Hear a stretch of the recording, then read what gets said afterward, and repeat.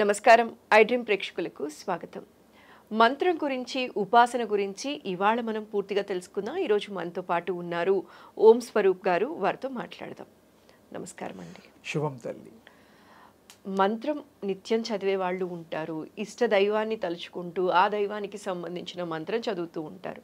ఇంకొందరైతే కష్టానికి, ఇప్పుడు ఆరోగ్యం కోసం ఒక మంత్రం, ఐశ్వర్యం కోసం ఒక మంత్రం, ఉద్యోగం కోసం ఇంకొక మంత్రం, ఇలా చదువుతూ ఉంటారు కదండి. అసలు మంత్రం అనేది ఎలా బలాన్ని అందిస్తుంది? దీని గురించి కొంచెం డీటెయిల్డ్గా చెప్తారా? అంటే ఈ మంత్రం చదవడం వల్ల ఈ కష్టం నుంచి ఎలా బయటపడతాం, దానికి ఏమైనా ఎనర్జీ ఉంటుందా అనేది తెలుసుకోవాలని ఉందండి. ఏం లేదమ్మా, దీంట్లో తెలుసుకోవడం అవసరం కూడాను. ప్రాక్టీసెస్ సాధన చేసే వాళ్ళకి అవసరం. మంత్రము, ఉపాసన, దీక్ష, నిత్య పూజ అనేటువంటివి ఏవైతే ఉన్నాయో, నిత్య పూజలో స్తోత్రాలు చెయ్యొచ్చు, పారాయణాలు చెయ్యొచ్చు, అవి ఇబ్బంది ఉండదు. ధూపం, దీపం, నైవేద్యం ఇవన్నీ నిత్య పూజలో వచ్చేస్తాయి మనకి. ఇక్కడ మంత్రము అంటే గురుముఖత రావాలి, ఏ మంత్రం చదివినా. ఎందుకంటే ఆ గురువు గారికి ఈయనకి ఏ మంత్రం సూట్ అవుతుందో ఆ గురువు గారు గ్రహించగలుగుతారు, ఆ గురువు గారికి శక్తి ఉంటుంది కాబట్టి. ఓకే, గురుముఖత తీసుకోవాలంట, తప్పదది. ఏ బీజాక్షరం ఇవ్వాలో కూడా ఆయనే నిర్ణయిస్తారు. అలాగే మీరు నాకు ఈ భగవంతుడు ఇష్టం చిన్నప్పటి నుంచి అని చెబితే కూడా దానికి సంబంధించింది కూడా గురువు గారు మీకు కృప చేయొచ్చు. మంత్ర దీక్ష తీసుకున్నాక దానికి నియమాలు నిబంధనలు ఉంటాయి. దాని ప్రకారం చేసుకుంటే తప్పకుండా దాంట్లో లైఫ్ ఎనర్జీ ఎంటర్ అవుతుంది. ఆ మంత్ర దీక్ష వల్ల ప్రాణశక్తి పెరుగుతుంది. అప్పుడు మీకు మంచి జరుగుతుంది, దాంట్లో సందేహం లేదు. వాక్శుద్ధి కూడా పెరుగుతుంది, ఆరోగ్యం ఇస్తుంది. మీరు కొన్ని మీకు తెలియకుండానే అలా ఎదుటి వాళ్ళని చూడడంలో ఆ శక్తి మీలో ఉన్నందుకు కొన్ని విషయాలు అవగతం అవుతాయి. కొన్ని మంచి విషయాలు ఎదుటి వాళ్ళకి చెప్పి ఇలా నడవండి అయ్యా అని చెప్పడానికి కూడా వీలుంటుంది, సలహాలు ఇవ్వగలం. అంత శక్తి కలుగుతుంది. ఆ శక్తి యొక్క మరి ప్రభావము అది బయటికి అనకూడదు.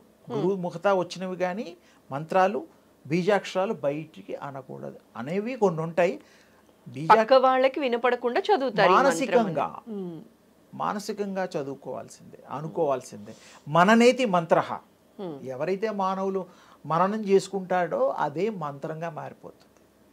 ఇంకోటి ఈ బీజాక్షరాలు ఇవన్నీ కూడాను ఈ బండిరా వరకు సరే గుణింతాలే ఉన్నాయి మనకి. ఈ యొక్క మొట్టమొదలు శివస్వామి, కైలాసపతి, కైలాసనాథుడు, ఆయన డమరుకంలోంచి ఈ శబ్దాలు పుట్టాయనేటువంటిది మనం విన్నాం, అది తెలుసుకున్నాం. డమరుకంలోంచి శబ్దాలు వచ్చాయన్నమాట. అలాగే పార్వతీదేవి కూడా కొన్ని మంత్రోపదేశాలు చేశారు స్వామివారు, శివస్వామి, అది కూడా చరిత్ర ఉన్నది. తర్వాత ఈ యొక్క మానవులకి మంచి జరగడం కోసమే ఈ మంత్రశాస్త్రంలో కొన్ని పూజలు ఇవన్నీ క్రతువులు మనం చేస్తాం. అంటే మన కర్మని మనం అనుభవించే విషయం, కర్మని అనేటువంటిది కర్మ అనుభవించడం కోసమే ఈ జన్మ తీసుకుంటున్నాం. అది కర్మ అనుభవించకపోతే మళ్ళీ జన్మ ఇంకా తప్పదు.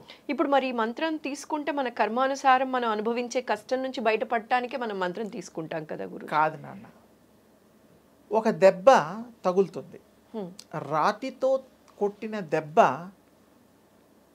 గట్టిగా రక్తం చిందించేట్టుగా తగులుతుంది. ముఖం మీద కొట్టినా, ఏ భాగంలో కొట్టినా.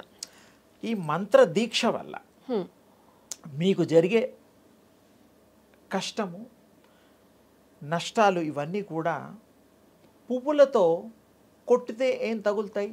తగలవు. ఆ పువ్వు అంతా సుకుమారంగా ఉంటుంది. ఈ యొక్క దీక్ష వల్ల చేయడం వల్ల, ఈ మంత్రోపాసన చేయడం వల్ల ఆ కష్టాన్ని తేలికగా అనుభవించగలుగుతారు. కష్టంలా అనిపించదు.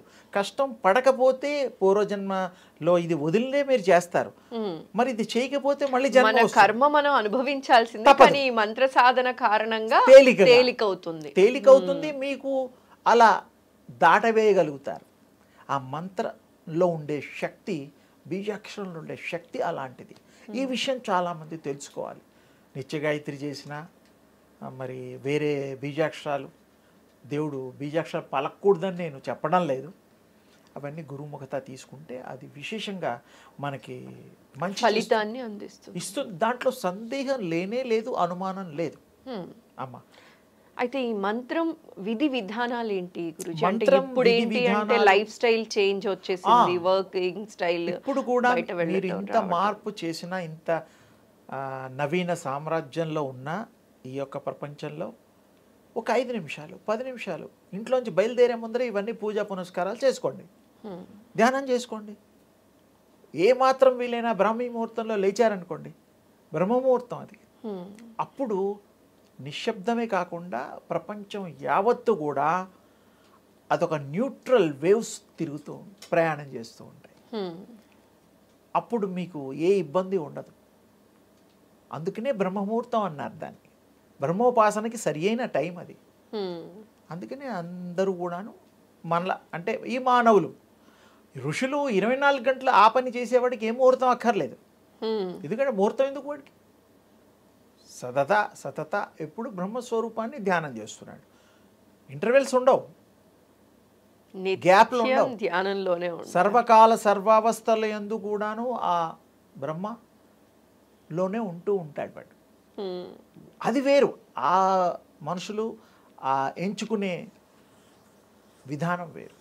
ఈ మానవ శరీరంలో ఇప్పుడు కూడా మనం వాళ్ళ అంత కాకపోయినా కొంత ఈ ఎనర్జీ సరిపోయేంత, మన బ్రతుకుని బాగుపరుచుకునేంత, చేసే ప్రతి పనిలో ఫలితం వచ్చేటట్టుగా మనం ఈ జీవన విధానాన్ని మంచి మార్చుకొని, మంచి అలవాట్లతో, మంచి సంసారంతో, మంచి భార్య పిల్లలతో, మంచి గృహంతో, బంధువులతో సఖ్యతగా ఉంటూ మనం ఈ జీవితాన్ని తెలుసుకోవచ్చు, చేసుకోవచ్చు.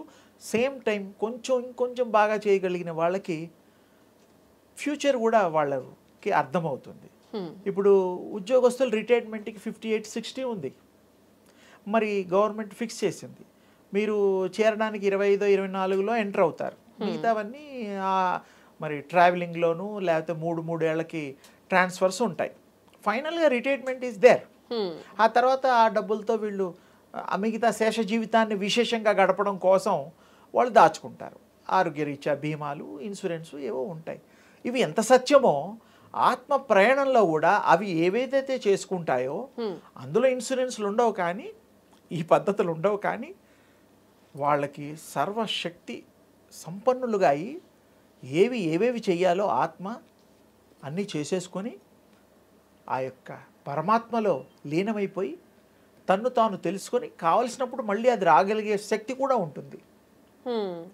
ఇప్పుడు మనం విదేశాయనం చేస్తూ ఉంటాం, మళ్ళీ మన ఇంటికి రావడమే తప్పదు, రావాలి సొంత ఇంటికి. కానీ ఈ మానవులకి ప్రాణం ఎప్పుడు వదిలేది తెలియదు కదా. ఎవరికి తెలియదు అది. ఎవరికి అంటే సాధన చేసిన వాళ్ళకి తెలుస్తుంది.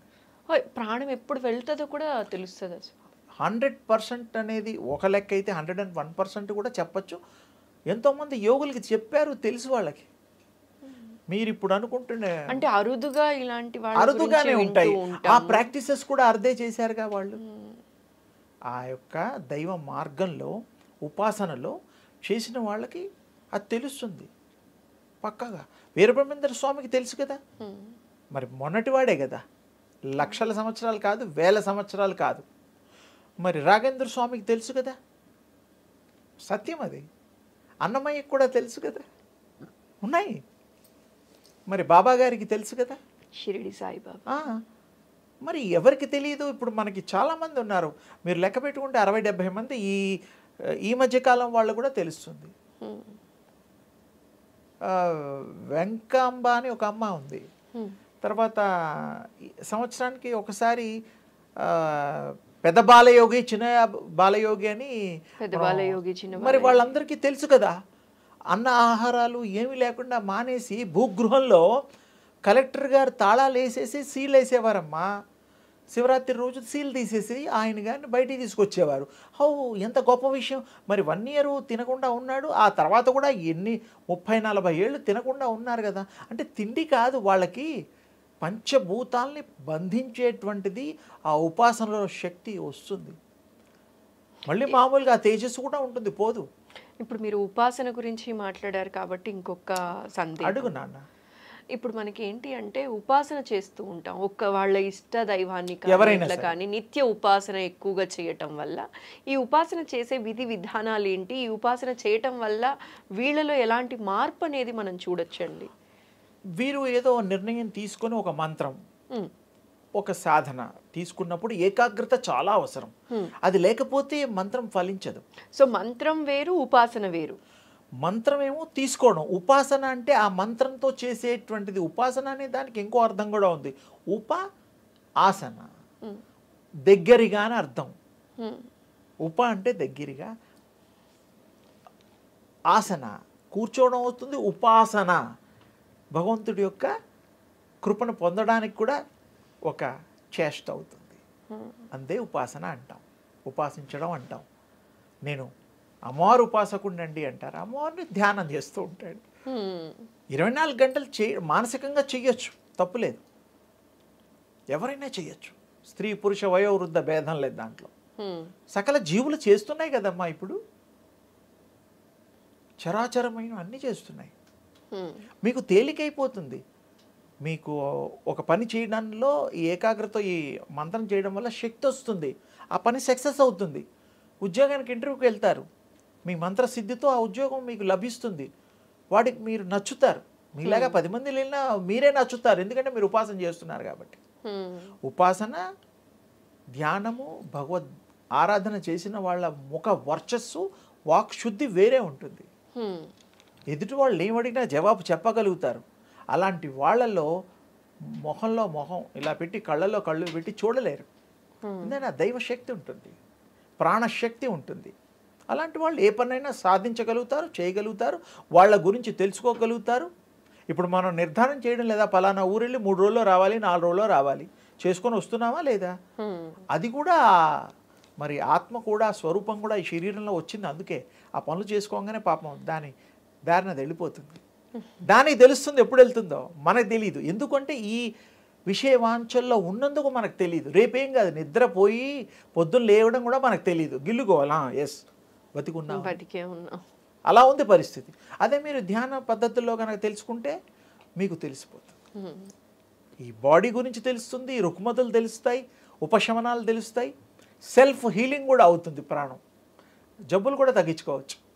అలాగే వాటర్ థెరపీ కూడా ఉంది. తీర్థం, ఒక రాగి చెంబు తీసుకొని నీరుని చక్కగా మడి నీరు పెట్టుకొని, చెయ్యి మూత లాగా పెట్టుకొని, మీకు ఇష్ట నామాన్ని, ఇష్ట దైవాన్ని ప్రార్థన చేస్తే ఈ బాడీలో యూనివర్స్లోంచి వచ్చే తరంగాలు ఈ బాడీ స్వీకరించి ఈ చేయి ద్వారా ఆ నీళ్లలో అవి ప్రవహించి, ప్రసరించి, శక్తివంతంగా తయారయ్యి ఆ నీరు మంత్రతీర్థంగా మారి మీ జబ్బులన్నీ తగ్గుతాయి, మంచి ఆలోచనలు వస్తుంది, ఆరోగ్యం వస్తుంది.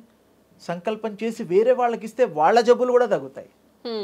ఇది పూజా విధానంలో తరచు మనం ప్రతిరోజు సంకల్పం చేసుకునేటప్పుడు పంచపాత్రలో నీటికి కూడా అట్లా చెయ్యొచ్చు. చేస్తూ దాన్ని ప్రాణశక్తిగా చెయ్యొచ్చు, మీలో ఉంది. అందుకోసం కొంతమంది దేవుళ్ళు పోస్టర్స్ గమ్మత్తుగా మీరు చూడండి ఇలా ఉంటాయి. ఇలా అంటే యూనివర్స్లోంచి తీసుకోవడం, ఇలా వస్తుంది స్వీకరించడం. ఇలా అంటే ఇవ్వడం, ఇంటేక్, ఇదేమో ఇవ్వడం. ఇది మనం దేవతల ఫోటోలు చూడండి ఎక్కడన్నా గుళ్ళల్లో, ఆల్మోస్ట్ ప్రతి దేవతామూర్తిది మోస్ట్లీ ఇట్లనే. అంటే ఏమిటి, వాళ్ళకు కూడా ఈధర్లోంచి పవర్ తీసుకోవడమే.